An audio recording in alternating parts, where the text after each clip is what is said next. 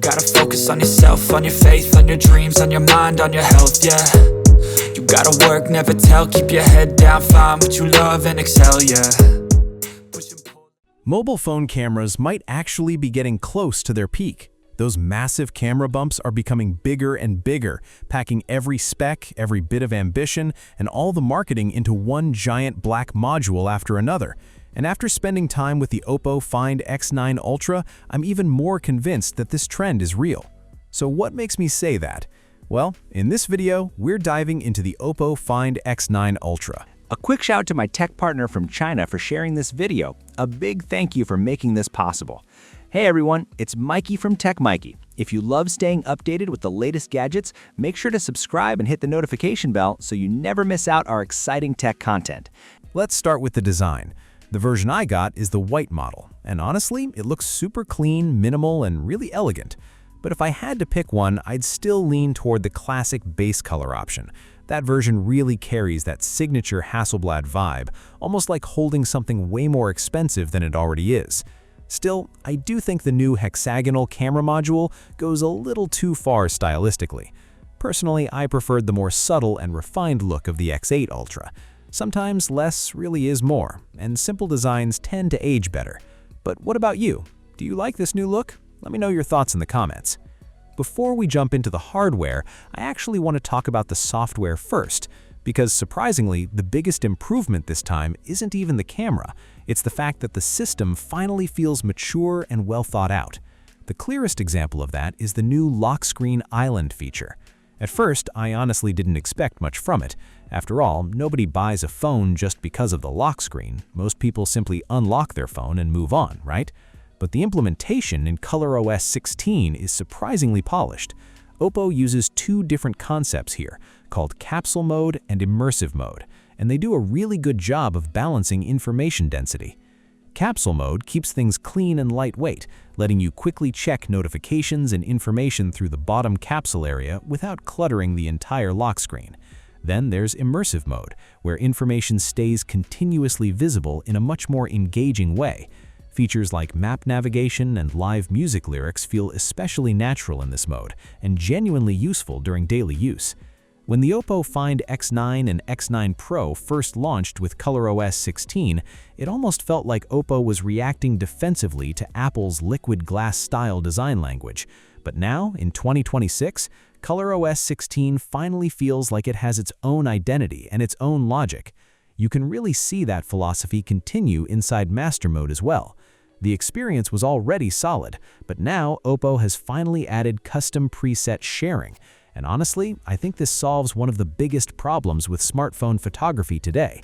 The issue isn't that there are too few camera styles, it's actually the opposite. There are way too many settings and combinations for normal users to deal with. Now, once you find a look or parameter setup you really like, you don't have to manually recreate every single setting yourself. You can import the entire preset directly into the camera with just one tap and start shooting immediately. OPPO also improved the speed of long press gestures and quick swipe filter selection inside Master Mode. It sounds like a tiny upgrade, but in real-world use, it genuinely saves time when switching between looks and styles. And honestly, these little details make a difference. You can tell there are actual photographers and real users on this team, people who genuinely use their phones to capture everyday life. That kind of attention feels sincere, and I really appreciate it. Now, let's move on to the main attraction, the cameras. The biggest hardware upgrade this time is definitely the new 10x telephoto lens. Ever since the Samsung S23 Ultra, very few brands have seriously focused on native 10x zoom, so it's exciting to finally see someone bringing it back properly. Compared to what we had 3 years ago, OPPO's implementation is a massive leap forward.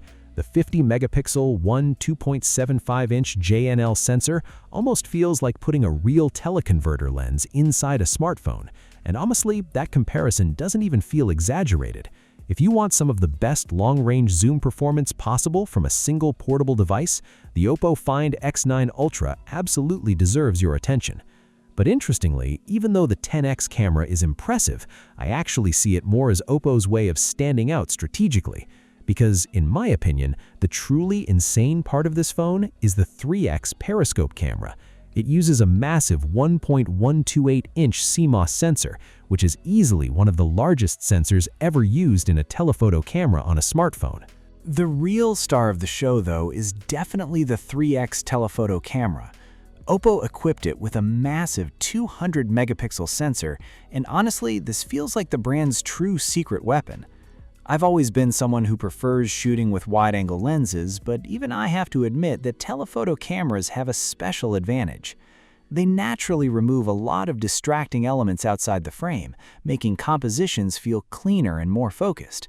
And when you combine that with the unique look of macro photography, telephoto lenses become incredibly addictive to use, even if they can sometimes be trickier to master. The main camera has also received a major upgrade. It now uses a 1/1.12-inch LYT-901 sensor with 200 megapixels and an f1.5 aperture, giving it even better light intake and overall imaging capability. In terms of pure image quality, this is easily the best sensor out of the 4 cameras on the phone. But personally, I don't think the jump feels as dramatic as what the 3x zoom delivers. Once smartphone cameras enter the 1-inch sensor territory, the improvements in image quality start becoming less immediately noticeable in daily use.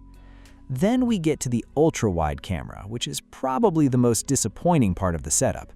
Since the first 3 cameras already occupy so much space inside that giant module, OPPO ended up using the familiar Samsung GN5 sensor for the ultra-wide. For me, that's not exactly the dream configuration. But honestly, with ultra-wide cameras, having a sufficiently wide field of view matters more than absolute image quality. So while it's acceptable overall, there's still a small sense of compromise here. Now, when it comes to video recording, OPPO genuinely surprised me this year. After introducing OLOG on the X8 Ultra, they've gone even further on the Find X9 Ultra by adding professional-level features like custom LUT imports, real-time monitoring previews, direct recording support, and a much more flexible professional adjustment range. All of this helps OPPO close the gap in the pro video space. What impressed me even more is that OPPO seems to fully understand the limitations and realities of smartphone cameras. Instead of blindly chasing specs, they optimized the encoding system itself and introduced the second-generation log format called Log 2. Just like the original log, these changes feel practical rather than gimmicky. They're improvements designed around real-world shooting, and honestly, I think OPPO deserves credit for moving in this direction. As for performance, there honestly isn't much left to complain about on an Ultra flagship at this level. The Snapdragon 8 Gen 5 processor combined with a huge 7050 mAh battery, 18-watt wired charging, and 50-watt wireless charging gives this phone enough power for both demanding camera use and everyday tasks without any problem. Now, let's go back to the question from the beginning. Why do I think smartphone cameras are approaching their limit?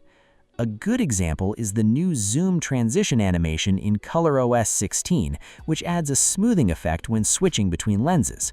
On other phones, the experience looks very polished, but on the X9 Ultra, the camera module is simply too large, and the 4 lenses are physically too far apart.